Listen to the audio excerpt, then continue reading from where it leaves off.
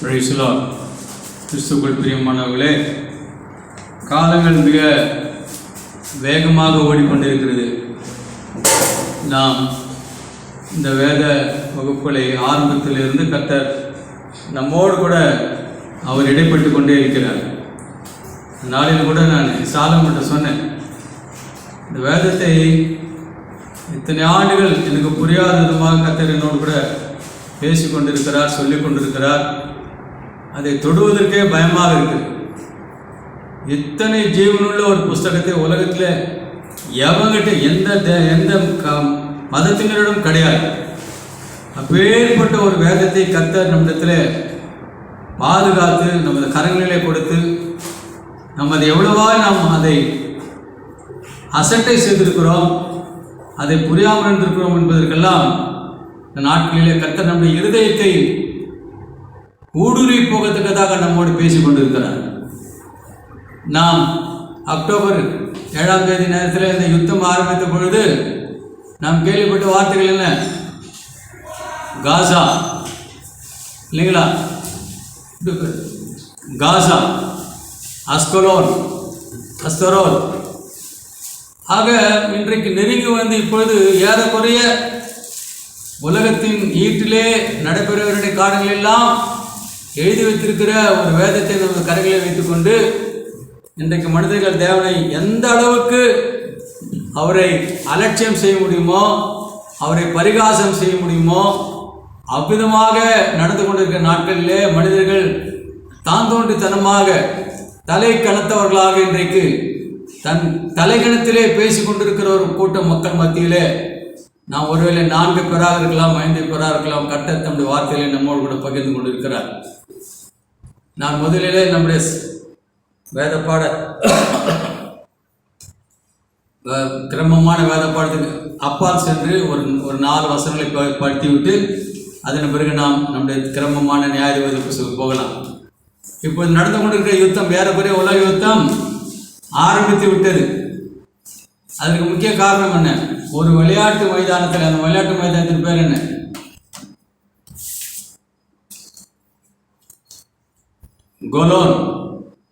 Colon heights. படிக்கலையா நீ படிக்கலையாப்பா? Colon heights. அங்கே விளையாடி கொண்டிருக்கிறார்கள். இந்த எதிரிகள் சென்று அங்கே அவர்கள் மீது குண்டுகளை வீசியதனாலே 12-13 குழந்தைகள் மரித்து போகிறார்கள். இதற்காக நேற்று முன்தினத்தில் 2 முக்கியமான தலைவர்கள் அவர்கள் மிக நேர்த்தியாக அவர்களுடைய வேற தேசத்திற்கு போயிருக்கும்போது அந்த தேசத்திற்குள்ளதாக போய் அவர்கள் கொல்லப்படுகிறார்கள். இஸ்ரவேல் மக்கள் என்றால் யார் என்று உலகம் இந்த நாட்களிலே பயந்து கொண்டிருக்கிறது. அவங்ககிட்ட இருக்கிற ஆயுதங்களை போல உலகத்தில் யாரிடத்திலும் கிடையாது. ஆனால் இவைகள் எல்லாம் வேதத்திலே முன்குறிக்கப்பட்டிருக்கிறது, எழுதப்பட்டிருக்கிறது என்பது ஒருவேளை இஸ்ரவேலர்களுக்கே தெரியாது. ஆக லீபனோன் கேள்விப்பட்டீங்களா? 2 நாளுக்கு முன்னாடி ஒருத்தர் லீபனோனை குறித்து நாம் வேதத்தில் அவ்வளோ அழகான வசனங்களை பார்க்கிறோம். ஆக இந்த இந்த இந்த இந்த கோலோன் என்பது உபாகமம் 4ஆம் அதிகாரம், உபாகமம் 4ஆம் அதிகாரம்.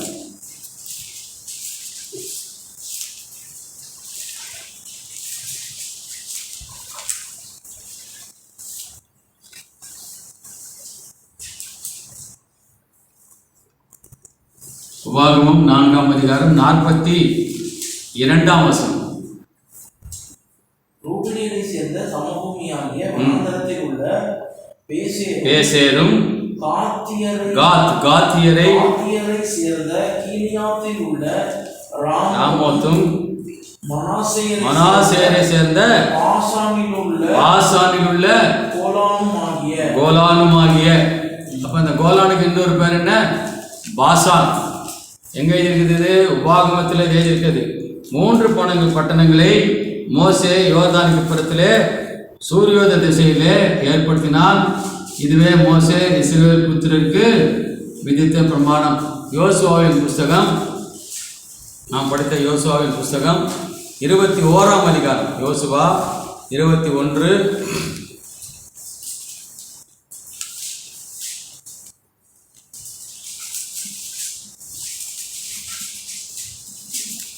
யோசுவாவின் புஸ்தகம் 21ஆம் அதிகாரம் 27ஆம் வசனம்.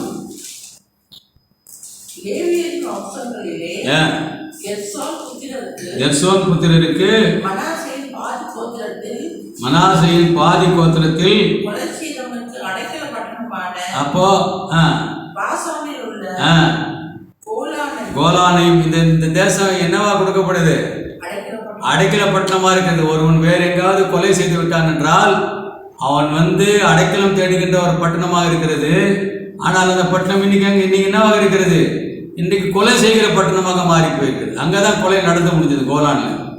புரியுதுங்களா உங்களுக்கு? அப்ப சொல்றாரு, அதன் வெளிநிலங்களையும் பேஸ்திராவையும் அதன் வெளியில கொடுத்தார்கள். இந்த பட்டணங்கள் 2.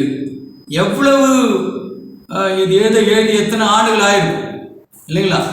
400 நியாயாதிபதிகள் ஆண்டு ஒரு 400, ராஜாக்கள் நாடு ஒரு 400, 800, அதன் பிறகு ஒரு 400, 1200, இது ஒரு 2000, 3200 ஆண்டுகள் முன்பதாக இந்த கோலோன் என்று அங்கே எழுதப்பட்டிருக்கிறது. ஆக இந்த வேதம் எத்தனை மகத்துவம், வசனங்கள் பார்த்தீங்கன்னா நீங்கள் அவ்வளோ நம்முடைய உடலெல்லாம் சிலிர்க்கின்ற அளவுக்கு எழுதி வைத்திருக்கிறாங்க. ஆனால் மக்களுக்கு ஒன்றுமே இல்லை. தமாஷா பார்த்தல. இப்போ நீங்கள் எவ்வளவு அப்பாவி மக்கள் உட்கார்ந்து தங்கள் வாழ்க்கைக்கு எடுத்துக்கணும். என்ன நடக்குது உலகத்தில்? 28 யோசுவா 28. எரிகோவில் இருக்கும் யோர்தானுக்கு அக்கறையான கிழக்கிலே ரூபன் கோத்திரத்திற்கு இருக்கும் சமபூமியின் வனாந்தரத்தில் உள்ள பேசேரையும், காத் தேசத்திற்கு இருக்கும் கோத்திரத்திற்கு இருக்கும் கீலியாத்தில் உள்ள ராமோத்தையும், மனாசே கோத்திரத்திற்கு இருக்கும் பாசானில் உள்ள கோலானையும் குறித்து வைத்தார்கள். மனாசே கோத்திரத்தின் அரை கோத்திரம் அங்கே இருக்கிறது, அரை கோத்திரம் இங்கே இருக்கிறது. ஆக இந்த கோலான், பாசான் எல்லாம் அங்கதான் இருக்குது. இன்றைக்கு நடந்து கொண்டிருக்கிறது. உலகத்தின் கடைசி நாட்களிலே நாம் வாழ்ந்து கொண்டிருக்கிறோம் என்ற ஒரு எச்சரிப்பே இல்லாமல் மனிதர்கள் வாழ்ந்து கொண்டிருக்கிறார்கள். 1 நாளாகமம் 6ஆம் அதிகாரம் 71ஆம் வசனம். 1 நாளாகமம் 6ஆம் அதிகாரம் 71ஆம் வசனம்.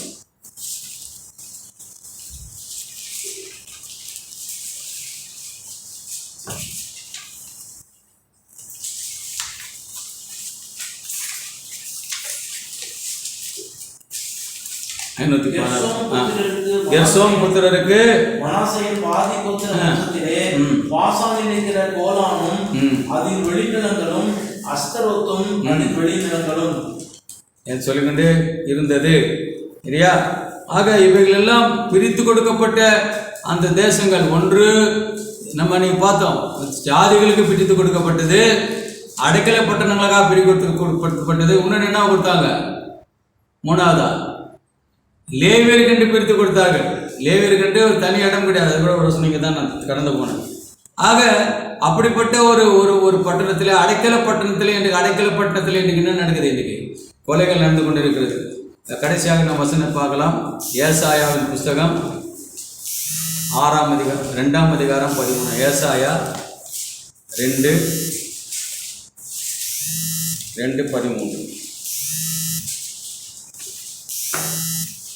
லீபனோனில் உள்ள உயரமும் ஓம்பலுமான எல்லா கேதுருக்களின் மேலும். இன்னைக்கு ஒருத்தரை ஈரான்ல அவனுக்கு கொல்லப்பட்டால், இன்னொருத்தங்க கொல்லப்பட்டாரு. அவர் லீபனோனிலே கொல்லப்பட்டார். சரிங்களா? சொல்றாரு, லீபனோனில் உள்ள உயரமும் ஓங்கலுமான எல்லா கேதுருக்களின் மேலும், பாசானில் உள்ள எல்லா கர்வாலி மரங்களின் மேலும், உன்னதமான எல்லா பர்வதங்களின் மேலும், உயரமான எல்லா மலைகளின் மேலும், உயர்ந்த எல்லா கோபுரத்தின் மேலும், அரணான எல்லா மதிலின் மேலும், தர்ஷீஷின் கப்பல்கள் எல்லாவற்றின் மேலும், எல்லா சித்திர வினோதங்களின் மேலும். இன்றைக்கு எத்தனை கப்பல் வந்துச்சு கேள்விப்பட்டீங்களா நீங்க? இந்த யுத்தத்துக்காக அமெரிக்கால இருந்து 12 ராணுவ கப்பல்கள், 4000 யுத்த வீரர்கள்.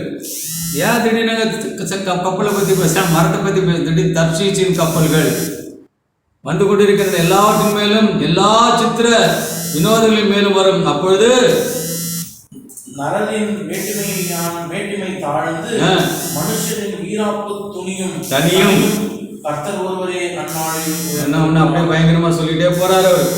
ஏனென்று கேட்டால், மனிதர்கள் தேவனுக்கு பயப்படுகிறதில்லை. கடைசியில் போற, நாசியில் சுவாசம் உள்ள மனுஷன் நம்புவதை விட்டு விடுங்கள், எண்ணப்படுவதற்கு அவன் எம்மாத்திரம் எது இருந்தாலும் மூஞ்செலி ஆமை எதுவாக இருந்தாலும் முன்னிக்கு போய் அவன் வணங்கணும். அவ்விதமாக தேவனை அலட்சியம் செய்து கொண்டிருக்கிற ஒரு காலகட்டத்தில் நாம் வாழ்ந்து கொண்டிருக்கிறோம். கிறிஸ்துக்குள் பிரியமானவர்களை, கர்த்தர் நம்மை மிகவும் நேசிக்கிறார், மிகவும் ஆசீர்வதிக்கிறார். இந்த வேதத்தின் சத்தியங்களை நம்மோடு போதித்துக் கொண்டிருக்கிறார். 2800 ஆண்டுகளுக்கு முன்பதாக நடைபெற்ற காரியங்கள் நிகழ்ந்து கொண்டிருப்ப இந்த உலகத்தை அநேகர் பரிசுத்தவான்கள் வயலில் கொடுத்து தியானித்துக் கொண்டிருக்கிறார்கள், வியாபாரம் செய்து கொண்டிருக்கிறார்கள். விளையாட்டில் கோலோன்னா விளையாட்டு கிடையாது, இஸ்ரேல்னா விளையாட்டு கிடையாது, லீபனோன்றால் விளையாட்டு கிடையாது, காசா என்றால் விளையாட்டு கிடையாது, அஸ்கலோன் எல்லாம் எழுத்து விதமாக நடந்து கொண்டே இருக்கிறார். அதனால நாம் கர்த்தர் நம்மை நேசிக்கிறபடினால் இவங்களெல்லாம் நமக்கு போதித்துக் கொண்டிருக்கிறார். இது பெரிய பெரிய கூட்டங்களிலே ஆயிரக்கணக்கான 10,000 இருக்க மக்களுக்கெல்லாம் இவர்கள் மறைக்கப்பட்டு இருக்கிறது.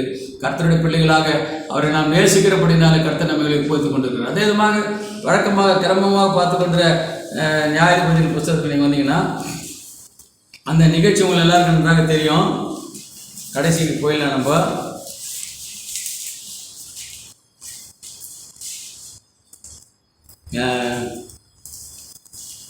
21ஆம் அதிகாரம் 8ஆம் வசனம். இஸ்ரவேல் கோத்திரங்களில் மிஸ்பாவிலே கர்த்தருடைய சந்நிதியில் வராதே போன யாதொருவர் உண்டோ என்று விசாரித்தார்கள். அப்பொழுது கீலேயாத்தில் உள்ள யாபேசின் மனுஷரில் ஒருவரும் பாளையத்தில் சபை கூடின பொழுது வரவில்லை. ஆக இது வந்துட்டு யாரோ ஒரு மனிதனுடைய பேர் மாதிரி இருக்கு, இது ஒரு இடத்தினுடைய பேர். கீலேயாத்துக்கு நம்ம என்ன கிளியாட், ஆங்கிலத்தை கிளியாட், இவன் வந்து ஜேபஸ், சரிங்களா? ஆக அந்த ஊரில் இருக்கிற மனிதர்கள் மாத்திரம் வரவில்லை. என்ன நடந்ததுன்னு உங்களுக்கு தெரியும். ஒரு லேவன் வருகிறான், ஒரு வழிபோக்கனாக வருகிறான், அவனுடைய மனைவியை கொண்டு வருகிறான். இரவு நேரத்தில் அவன் வீட்டுக்கு இடம் கேட்குறான். அந்த வீட்டுக்குள்ளாக நுழைந்து அவளை கொண்டு போய் அவளை அவலட்சணப்படுத்தி அவளை கற்பழித்து அவளை குற்றீரும் கொலையுமாக கொண்டு வந்து வாசல்களிலே போட்டு விடுறான். அதெல்லாம் நம்ம பார்த்துருக்கோம் முந்திரத்துக்காக. அவன் என்ன செய்கிறான், கோபத்தில் அவள் என்ன செய்கிறான், 12 துண்டுகளாக போட்டு 12 கோத்திரங்களுக்கு அனுப்புகிறான். உன் ஜனங்க இதுதான் எனக்கு பண்ண, உன்னை நம்பி வந்து எனக்கு என்ன பண்ணுறான். அந்த பெரியவர் சொல்கிறார், வெளியே நிற்காத உள்ளே வந்து நல்லா போகிறார், ரொம்ப நல்லா இருக்காது. 18, 19 இதெல்லாம் நீங்கள் பார்க்கலாம். ஆனால் அந்த மனிதர் இப்போ அதை நம்ம முக்கியமாக தானே கடந்து போகுது. நீங்கள் படிங்க வீட்டில் போய். அப்போது அவனுடைய கோபம் ஒரு பெண்ணுக்காக, அந்த பெண்ணு கூட என்ன சொன்னாங்க, ஒரு நல்ல குடும்ப பெண்ணில் தகப்பனோட்டில் போயிடறா, அவன் வேசின்றாங்க, அதெல்லாம் இருக்கட்டும். ஆனாலும் அந்த ஒருத்தனுக்காக சொன்னவனுக்கு என்ன பண்ணுறான், யாரான்னு தேடுறான். அவன் எந்த கோத்திரத்தாள், அவன் பெஞ்சமின் கோத்திரத்தாள். யாவை செஞ்சானா அதை கொடுத்துட்றான்னு சொல்கிறான். நம்ம பார்த்தோம் யோசுவாவில் யாரெல்லாம் உடன்படிக்கையோடு பண்ணிட்டாலும் அவன்லாம் தப்பித்து கொண்டான். யாரெல்லாமே ஒரு தேவன் ஏற்றுக்கொண்டாங்களோ அவெல்லாம் தப்பித்து கொண்டாங்க. இவன் போய் கேட்குறான், யாரா அதை பண்ணது என்கிட்ட கொடுத்துருக்கு. அவங்க என்ன பண்ணுறாங்க, நாங்கள் உனக்கு காமிக்க மாட்டோம்ன்றதுக்காக அந்த அந்த பென்யமீன் கோத்திரமே அழிந்து போகின்ற அளவிலே அவர்கள் அழிக்கப்படுகிறார்கள். 20ஆம் அதிகாரம் 47ஆம் வசனம். 600 பேர் திருப்பிக் கொண்டு ஓடி 600 பேர் திருப்பிக் கொண்டு ஓடி வனாந்திரத்தில் இருக்கிற ரிம்மோன் கண்மலைக்கு போய் ரிம்மோன் கண்மலையிலே 4 மாதம் இருந்தார்கள். சரி, அப்போ அப்படி இருக்கும்பொழுது அந்த ஒரு 600 பேர் தான் தப்பிச்சு ஓடி போயிடறான். அவருடைய பின்னாடி வராங்க அவங்கெல்லாம். அதனால ஏறக்குறைய 10,000 பேர், அதுக்கப்புறம் இங்கே வந்து ஒரு 2,000 பேர், ஒரு என்று எல்லாமே 25,000 30,000 தான் வெட்டப்படுகிறார்கள். அந்த பெஞ்சமின் கோத்திரத்தார் அழிக்கப்பட்டு போகிறார்கள். ரெண்டாவது இவங்க என்ன சொல்லிடுறாங்க, அவனுக்கு யாரும் என்ன பண்ணக்கூடாது, பென்யமீன் கோத்திரத்துக்கு பெண் கொடுக்கக்கூடாதுன்றாங்க. ஒரு பெண்ணுக்காக இவ்வளோ வேலை நடக்குதுங்க. அதன் பிறகு என்ன செய்கிறாங்க, நம்ம சீலவை கொடுத்தா நம்ம பார்த்தோம் இல்லைங்களா. அப்போ என்ன பண்ணுறாங்க,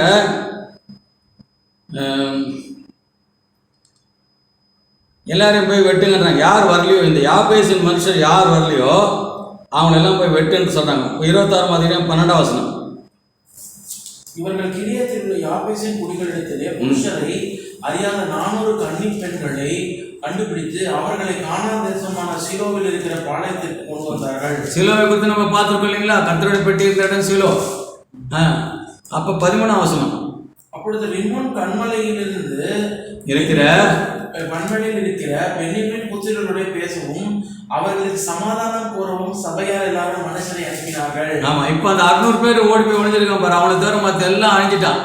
இங்க பெண்கள் மாத்திரம் தான் இருக்காங்க, சில பெண்கள். அவங்க என்ன பண்ணுறான், அந்த வம்சம் அழிந்து போடன்னு இருக்காங்க, அந்த பெண்களை அவளை கொடுக்கிறார்கள். இது முக்கியமான அந்த இடத்துடைய மக்களுடைய குணாதிசயம் என்பதை நம்ம சில நேரத்தில் நாம் பார்க்க போகிறோம். முடிந்த பிறகு பெண்கள் கொடுக்குறாங்க. பெண்களை கொடுத்த பிறகு கூட என்ன பண்ணல, பத்தலை, இன்னும் கொஞ்சம் பேருக்கு கேட்கல. அப்போ என்ன சொல்கிறாங்க, 19ஆம் வசனம்,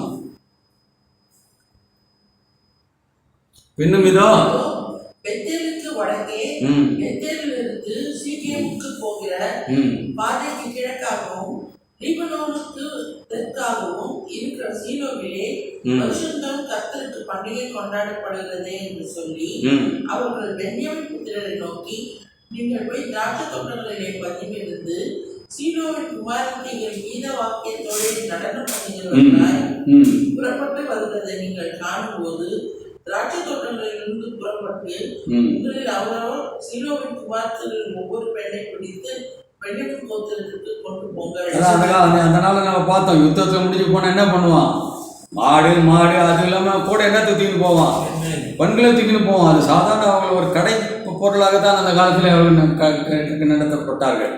ஆக என்ன பண்ணுறான், ஒவ்வொருத்தரும் பொண்ணை தூக்கின்னு போடா. எவ்வளோ கொடூரமான காரியங்கள் பாருங்க இல்லையா, ரொம்ப கஷ்டமானதாக இருக்குது அந்த காலத்தில். ஆனால் அப்படி தான் செய்கிறார்கள், கொண்டு போய் அவர்களை தங்கள் மனைவி வைக்கிறார்கள். இவர்கள் கேட்கும்போது வேறு எங்களுக்கு வழி இல்லைப்பா, இருக்கட்டுமே என்னன்னு சொல்லிட்டு அவர்களே அவர்களோடு கூட அவர்கள் மனைவி ஆகி கொள்கிறார்கள். இது எந்த ஒரு மக்களுக்கான காரியம், கிலியத் ஜாபேஸ். கிலியத் தமிழ் என்னது, கீழையாத் இல்லையா, கீழையாத்துடைய பிசித்தேனம். கிலியத் ஜாபேஸின் மக்கள் இல்லை, அவங்க 600 பேரோட மறுபடியும் அழிந்து போக வேண்டிய அந்த பெஞ்சமின் கோத்திரம் மறுபடியுமாக உருவெடுக்க ஆரம்பிக்கிறது. 1 சாமுவேல் 11ஆம் அதிகாரம்.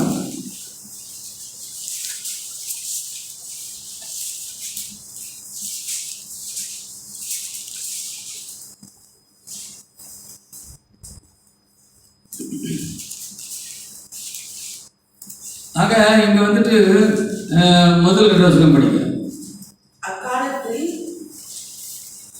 நாகாஸ் என்னும் அம்மோனியன் வந்து, அம்மோனியன் யாரு, அம்மோன்னா யார் அவன், அம்மோன் மோவாபியர்கள், அம்மோனியர்கள். இவர்கள் அழிக்கப்பட வேண்டியவர்கள் இல்லைங்களா. ஓரளவுக்கு வேதத்தின் முடிவுக்கு வரும்போது அவர்கள் அழிக்கப்படுகிறார்கள். இப்போ அவர் வந்து என்ன பண்றாங்களாம், பேசி முற்றுகை போட்டான். எங்க படிச்சா நம்ம அதை இல்லைங்களா, யோசுவால நியாயத்தில் படிக்கிறோம். இங்க என்ன பண்றான், வந்து முற்றுகை போட்டான். அப்பொழுது யாபேசின் மனுஷர் எல்லாரும் நாகாசை நோக்கி எங்களோட உடன்படிக்கை பண்ணும், அப்பொழுது உங்கள் சேவிப்போம். அப்ப என்ன சொல்றேன், நீ எங்களோட கூட உடன்படிக்கை பண்ணிக்கோ, நான் உங்களை சேவரன், உனக்கு வரி கட்டுறோம் எல்லாம் சொல்றாங்க. அவன் என்ன சொல்றான், அதற்கு அம்மோனியனாகிய நாகாஸ், நான் உங்கள் ஒவ்வொருவருடைய வலது கண்ணையும் பிடுங்கி இதனாலே இஸ்ரவேல் எல்லாவற்றின் மேலும் நிந்தை வர பண்ணுவது. அவன் என்ன சொன்னான், உன் கூட நான் என்ன ட்ரீட்டி பண்றது, உன் கூட நான் என்ன உடன்படிக்கை பண்றது, உன்னோட கண்ணை என்ன பண்ணுவேன், பிடுங்கிடுவேன்றான். அப்போதான் இஸ்ரவேல் சாவுல் ராஜா, சரிங்களா, 8ஆம் வசனம். அவர்களை பேசிக்கிற இலக்கம் பார்த்தா இஸ்ரவேல் புத்திரரில் 3 லட்சம் பேரும் யூதா மனுஷரில் 30,000 பேரும் இருந்தார்கள். 3,30,30,000 பேர் இருக்கிறாங்க. 9 அந்த ஸ்தானாதிபதிகளை அவர்கள் நோக்கி, நாளைக்கு வெயில் ஏறுகிறதுக்கு முன்னே உங்களுக்கு ரட்சிப்பு கிடைக்கும் என்று கிலியாத்தில் இருக்கிற யாபேசின் மனுஷருக்கு சொல்லுங்கள் என்றார்கள். ஸ்தானாதிபதிகள் வந்து யாபேசின் மனுஷரிடத்தில் அதை அறிவித்தார்கள். அதனால யாபேசின் மனுஷன் இருக்காங்க, அவன் நியாயமாக நான் அவங்களோடு கூட உடன்படிக்கை செய்து கொள்கிறான்றான். அவன் கிண்டலா பேசுகிறான். சவுல் என்ன பண்ணுறான், போய் அவளை. அதே மாதிரி இங்கே நம்ம அங்கே பார்க்கும்போது ஒரு வசனம் இருக்குது, நீங்கள் அதை எடுத்து படித்து பாருங்கள். அங்கே இந்த பெஞ்சமின் கோத்திரத்தை அழிக்கும்போது இவங்க ஒவ்வொரு தடவையும் கேட்குறான், 3 தடவை கேட்குறாரு போய் கடவுள்கிட்ட. 3 தடவை சொல்கிறாரு, நீ போ சொல்லி 3 தடவையும் அவளை அழிப்பதற்கு கர்த்தர் ஒத்துக்கொள்கிறார். அது ஏன் அவ்வளோ அவங்க மேலே கோபம் வந்தாருலாம் நமக்கு தெரியல. ஏன்னு கேட்டால் அந்த இதுக்காக அது நடந்திருக்காது. கர்த்தர் சொல்கிறார், நீங்கள் போகலாமா. இவன் கேட்குறான் மறுபடியும். இவன் முற்றிலுமாக சொந்த விருப்பத்தில் அவங்களை அழிக்கலை, கர்த்தரத்தில் கேட்டுதான் போகிறான்னு அவங்களை அழித்து கொடுக்குறாரு. ஆனால் நீங்கள் பாருங்கள், அதே யாபேசின் மனிதர் என்ன பண்ணுறாங்க, கொண்டுட்டு அப்புறம் 14-16ஆம் வசனம். மறுநாளிலே சவுல் ஜனங்களை 3 படையாக மறுநாளிலே சவுல் ஜனங்களை 3 படையாக வகுத்து 11 சாரி கிழக்கு வெளுத்து வரும் ஜாமத்தில் ஆலயத்துக்குள் வந்து வெயில் ஏறும் வரைக்கும் அம்மோனியரை முறியடித்தான். தப்பினவர்கள் 2 பேராகிலும் சேர்ந்து ஓடி போகாதபடி எல்லாரையும் அப்போ சாமுவேல் என்ன பண்றான்? வந்து அம்மோனியர் எல்லாரையும் அங்கே முறியடிப்பதை பார்க்கிறோம். சாமுவேல் 31ஆம் அதிகாரம். சாமுவேல் 1 சாமுவேல் 31ஆம் அதிகாரம். ஆனால் அதே அந்த அந்த பெலிஸ்தர்கிட்ட சவுல் என்ன பண்றான்? அங்கே தோற்று போதை நான் 31ஆம் அதிகாரத்தில் பார்க்கிறோம். அதற்கான காரணத்தை கர்த்தர் எழுதி வச்சிருக்கிறார்.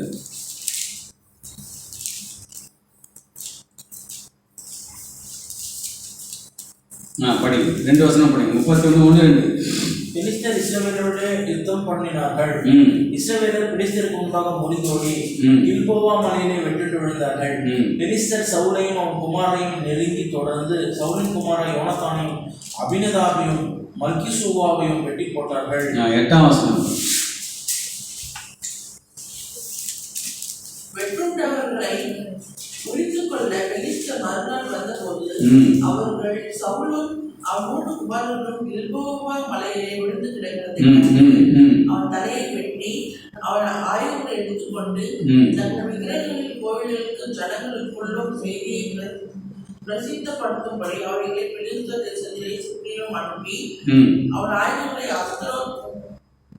தேவனுடைய கோவிலிலே வைத்து அவன் உடலை பெத்சானின் அரங்கத்திலே தூக்கி போட்டார்கள். யாருடைய நடக்குது? சவுல் ராஜா, அவனுடைய 3 பிள்ளைகள், யோனத்தான்லாம் சேர்ந்திருக்கிறான். ஆனால் அங்கே யார் போகுது பாருங்க. 16ஆம் வசனம். கீலேயா தேசத்து யாபேஸ். அதுதான் நம்ம பார்த்துருக்கோம். அங்கே அந்த மக்களை வராமல் போறதுக்காக அவ்வளோ அடிக்கப்பட்ட மக்களுக்கு இங்கே என்ன பண்ணுறான்? அவன் தான் வரான். வந்து அவருடைய பலசாலைகள் எல்லாரும் எழுந்து ராமதூதன் நடந்து போய் பெத்சானின் அரங்கத்தில் இருந்த சவுலின் உடலையும் அவன் குமாரன் உடலை எடுத்து யாபேசை கொண்டு வந்து அவனுடைய எலும்புகள் எடுத்து யாபேசில் இருக்கிற தோப்பில் அடக்கம் பண்ணி 7 நாள் உபவாசம் பண்ணிருக்காங்க. அவருடைய எல்லைக்குள்ளதாக கொண்டு வந்து அவளை இங்கே அடக்கம் பண்ணி அங்கே அவர்கள் அவனுக்குரிய மரியாதை, ஒரு ராஜாக்குரிய மரியாதை கொடுக்கிறார்கள். 1 நாளாகமும் 10ஆம் அதிகாரம். 1 நாளாகமும் 10ஆம் அதிகாரம்.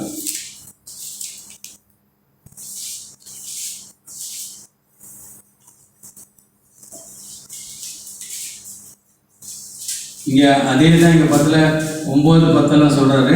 11ஆம் வசனம். 10ஆம் அதிகாரம் 11ஆம் வசனம்.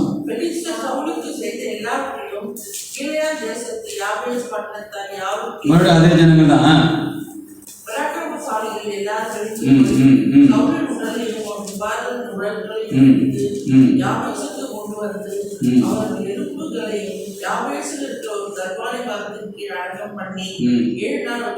ஆக இங்கே யாபேஸ், கீலேயா தேசத்து யாபேஸ் மக்கள் அவனுக்கு அவ்வளோ ஒரு பெரிய மரியாதை கொடுக்கிறார்கள். ஏன் இந்த நிலைமை சவுல் ராஜாக்கு வந்தது என்பதை அடுத்த வசனத்தை படிங்க. அப்படியே சவுல் கை கொள்ளாமல்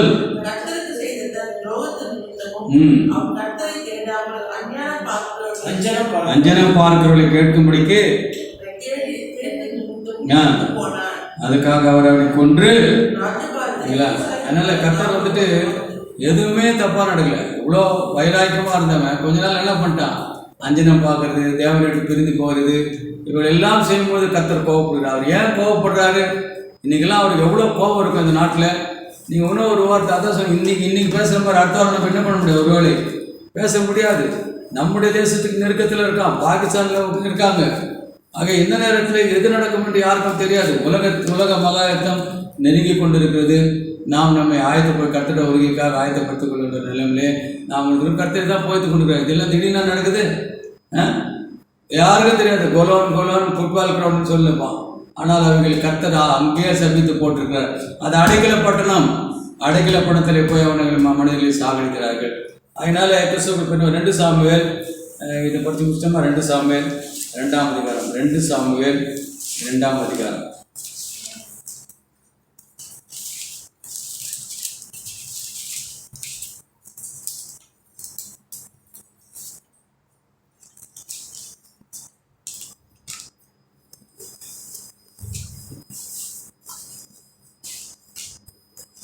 மிக அதே வசனம் தாங்க சொல்லப்படுகிறது. 2 சாமுவேல் 2ஆம் அதிகாரம் 4ஆம் வசனம். அப்பொழுது யூதாவின் மனுஷர் வந்து அங்கே தாவீதை யூதா வம்சத்தாரின் மேல் ராஜாவாக அபிஷேகம் பண்ணினார்கள். கீலேயா தேசத்தில் உள்ள யாபேசின் மனுஷர் சவுலை அடக்கம் பண்ணினவர்கள் என்று அவர்கள் தாவீதுக்கு அறிவித்த போது தாவீது கீலேயாத் தேசத்து யாபேசின் மனுஷரிடத்தில் அனுப்பி, நீங்கள் உங்கள் ஆண்டவராக சவுலுக்கு இந்த தயவு செய்து அவரை அடக்கம் பண்ணினபடியினாலே கர்த்தர் அவரை ஆசீர்வதிப்பார். 6ஆம் வசனம். கர்த்தர் உங்களை கிருபையும் உண்மையுமாய் நடத்துவராக. நீங்கள் இந்த காரியத்தை செய்தபடினால் நானும் இந்த நன்மைகளுக்காக உங்களை நடத்துவேன் என்று அவன் நிச்சயமாகவே அவனுடைய யோனத்தானுடைய மகனுக்கு மேவி சோதனை என்ன செய்தானோ அதே விதமாக இங்கே கிலேயாத் யாபேசுடைய மக்களுக்கு அவர்கள் சவுல் உண்மையில் அவன் என்ன பண்ணான்? சவுல் அப்பா நம்ம எதிரி தொலைஞ்சாண்டான்னு நினச்சிருக்கணும். இல்லை, ஒரு நாளில் அவன் தன்னுடைய மாமனார் மாத்திரமல்ல, அவன் கர்த்தராலே அவன் அபிஷேகம் செய்யப்பட்டவன் தெரிந்து கொள்ளவன் வந்து அவர் கொடுக்க வேண்டிய மரியாதை கடைசி வரைக்கும் கொடுத்தவன் யார் தான் கொடுத்தா? அதுதான் தாவீது ராஜாவுடைய மிக சிறந்த ஒரு குணாதிசயமாக இருக்கிற. கடைசியாக 2 சாமுவேல் 21ஆம் அதிகாரம்.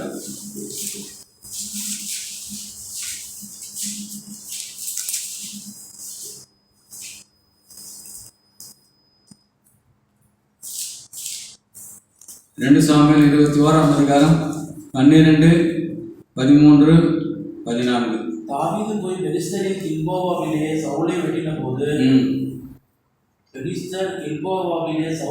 போது பெத்சானின் வீதியிலே தூக்கி போடப்பட்டதும் கீலியாத்தில் உள்ள யாபேஸ் பட்டணத்தார் அங்கே போய் திருட்டளவாய் கொண்டு வந்ததுமான சவுலின் எலும்புகளையும் அவன் குமாரனான யோனத்தானின் எலும்புகளையும் அவரிடத்தில் எடுத்து இங்கே இருந்து அவர்களை கொண்டு வந்து தூக்கி போடப்பட்டவர்களின் எலும்புகளையும் அவைகளோட சேர்த்து சவுலின் எலும்புகளையும் அவன் குமாரனான யோனத்தானின் எலும்புகளையும் பென்யமீன் தேசத்து சேலா ஊரிலே அவன் தகப்பனாகிய கீசின் கல்லறையிலே அடக்கம் பண்றாங்க. இந்த நிகழ்ச்சி உங்களுக்கு எது ஞாபகப்படுத்துது? யோசுவாவின் எலும்புகள். இது என்ன ஞாபகப்படுத்துது உங்களுக்கு? சவுலின் எலும்புகளை கொண்டு வந்து அவனுடைய மரியாதையோடு கூட அவனுடைய இதில் அடக்கம் பண்ணுறான். என்ன பக்கத்துக்கு யோசேப் சொல்கிறான், நீ போகும்போது என்ன பண்ணாத, எலும்ப இங்கே விட்டுட்டு போயிடாத, அதை கொண்டு போய் எனக்கு சுதந்திர விதத்தில் எனக்கு அடக்கம் செய்ய என்று சொல்கிறான். அதை மோசே முதல் அனைவரும் கேட்டது. அதே வேலையில் சேராமல் அதற்கு பிறகு தூக்கி போடுகிறான். தாவீதின் தகப்பனாகிய கீசின் கல்லறையில் அடக்கம் பண்ணி வைத்தான். ராஜா கட்டளைப்பட்டெல்லாம் செய்தார். அது தேவன் தேசத்தில் செய்யப்பட்ட வேண்டுதலை கேட்டிருந்தால் என்று பார்த்தோம். எல்லாரும் செய்ததை போல நிறைய காரியங்கள், நிறைய பேர் ராட்சத புத்திரர்களை அவர் சாக கிடைக்கிறான். அதனால கிறிஸ்துவுக்கு பிரியமானவர்களே, இதன் மூலமாக நாம் தெரிந்து கொள்கிற காலம் என்று கேட்டால் இந்த வேதம் என்ன இருந்தது? இது ஒரு விளையாட்டு புத்தகம். ஒவ்வொரு வார்த்தையும் வரலாற்றில் தேவனால் எழுதப்பட்டு அதை பாதுகாத்து எவ்வளவு விளக்கங்கள் ரிப்பீட்டன்ஸ். அவன் எழுந்ததை திருப்பி இவன் எழுதுறான், அனுப்புறான். எதுக்காக எழுதுறான்? திரும்பி எலும்புகளை இவன் போனான், அவன் கொளுத்தி எலும்புகளை போஸ்ட்டு வந்துட்டான், மறுபடியும் போகிறான், மறுபடியும் எடுத்தாரான், மறுபடியும் அவங்க ஒரு இடத்துல புதைக்கிறான், மறுபடியும் கடைசியாக எங்கே புதைக்கப்பட வேண்டுமோ அங்கே கிலேயாத் யாபேசின் மக்கள் ஒரு நாளில் அவர்கள் அழிக்கப்பட்டிருப்பார்கள் இல்லையா? யாரும் அவர்கள் அழிக்கப்பட்டிருப்பார்கள். ஆனால் அந்த மலையிலே ஓடின அந்த 600 பேர் மூலமாக கீழே வந்து அதன் மூலமாக பெஞ்சமின் கோத்திரம் அழிந்து போகக்கூடாது என்பதற்காக அங்கே அவர்களுக்கு கர்த்தர் அவர்களுக்கு பெண்களை கொடுத்து அந்த அந்த அந்த இது அது வந்துட்டு அந்த கோத்திரம் அங்கே பாதுகாக்கப்பட்டபடினாலே இன்று வரைக்கும் கடைசி வரைக்கும் அவர்கள் இருந்திருக்கிறார்கள். அதே விதமாக இப்போ கோலோன் அந்த தேசத்தின் பேர்லாம் இல்லை, சும்மா இல்லை, ஷீலோ அதெல்லாம் அங்கே தான் இருக்குது. ஆகினால இவர்கள் எல்லாம் கர்த்தர் ஏகி கொண்டு இருக்கிறார். இவர்கள் எதுவுமே விளையாட்டு கிடையாது, தாந்தோண்டித்தனம் கிடையாது இல்லையா? அந்த நம்பிக்கைக்காக தான் நம்ம வேதத்தை படிக்கிறோம் இல்லையா? இது கதை புஸ்தகம் கிடையாது. சும்மா அங்கே பிறந்தான், இங்கே பிறந்தான், இவனுக்கு பிறந்தான், அப்படி பிறந்தான், இங்கே இல்லை. ஒவ்வொன்றுக்கும் எல்லாவற்றுக்குமான விளக்கங்கள். நாம தான் அதை படித்து புரிஞ்சிக்க முடியவில்லை. தலை சுற்றுது நமக்கு. என்னடா எப்படா இதெல்லாம் இருக்குது இந்த வேதத்தில்? எப்படி இதெல்லாம் எழுதிச்சு? 2800 வருஷத்துக்கு முன்னாடி நடந்த காரியங்களை இன்றைக்கி வரைக்கும் பார்த்து இன்றைக்கி போய் பார்த்தா எவ்வளோ பேர் தெரியும்? அங்கே போய் விளையாடணுக்கலாம். இது வேதத்தில் எழுதப்பட்டு சொல்கிறாரு, நான் விடமாட்டேன் உன்னை. அவங்களுக்கு குரோனில் வந்துட்டு அவன் வந்து சாவடிக்கல. அது என்ன பண்ணணும்? அது அடைக்கலப்பட்டினத்தை வந்து அடிக்கிறான், விடமாட்டான். லீபனோனை பற்றி நீங்கள் படிச்சீங்கன்னா பெரிய காரணம். ஷீலோவை பற்றி பார்த்தோம் இல்லையா? கீலேயாத்தின் பிசித்தாயிலுமே அவ்வளோ பெரிய தேசத்தின் பெயர்கள் எல்லாம் படித்து கொண்டிருக்கிறோம். யுத்தம் நெருங்கி கொண்டிருக்கிறது. ஒருவேளை அடுத்த வாரம் நீங்கள் வந்து வேத ஆராய்ச்சி வரத்துக்குள்ளதாக என்ன இருக்கும்? உலகத்தில் பல மாற்றங்கள் ஏற்பட்டு போயிருக்கலாம். இன்றைக்கு யுத்தத்தை யார் ஆரம்பிச்சு விட்டது? இப்போ ஈரான் வந்து என்ன பண்ணிட்டான், அங்கே கொடியேற்ற யுத்த கொடி ஏற்றப்பட்டு விட்டது இல்லைங்களா? ராஜாக்கள் என்ன பண்ணால் முன்னாடி இதுதான் போகும், ஜெயவீர கொடி தான் முதல்ல போகும். இன்றைக்கு ஈரான் என்ன செஞ்சுட்டாங்க, யுத்த கொடி ஆரம்பிச்சிட்டாங்க. திடீர்னு தர்ஷீஷின் கப்பல் என்றான், பார்த்தா 12 கப்பல்கள். இப்போ அந்த படத்தையே பார்த்தேன் நான், வரிசையாக வந்து கொண்டு இருக்கின்றன. எவ்வளோ பேர் வருகிறாங்க? 4000 யுத்த வீரர்கள். யுத்த வீரர்கள் எல்லாம் தான் யுத்த வீரர்கள். கடல் யுத்த வீரர்கள் வேற, தரை யுத்த வீரர்கள் வேற, ஆகாய யுத்த வீரர்கள் வேற. அதில் வந்து அமெரிக்க கப்பற்படை யுத்த வீரர்கள்லாம் அவங்களுக்கு they have very special qualities. அவனுடைய உடையிலிருந்து எல்லாமே வித்தியாசமாக இருக்கிறது. ஆகினால கிறிஸ்துவுக்குள் நாம் மிக நெருக்கமாக இருக்கிறோம். கர்த்தர் நம்மோடு கூட பேசி கொண்டு இருக்கிறார். நாம் 4 பேராக இருக்கலாம், 3 பேராக இருக்கலாம். கர்த்தர் நம்ம நேசிக்கிறார். நம்முடைய விளையாட்டுக்காக நமக்கு வரவில்லை. அதனால இந்த அற்புதமான நேரத்தை கர்த்தர் நம்ம கொடுத்துருக்கிறபடினாலே, மிக அற்புதமான காரியங்களை கர்த்தர் நம்மோடு கூட அவர் போதித்திருக்கிறபடினாலே, அவருக்கு நாம் உண்மையிலுள்ள வாழ கர்த்தர் கிருபை செய்வார்.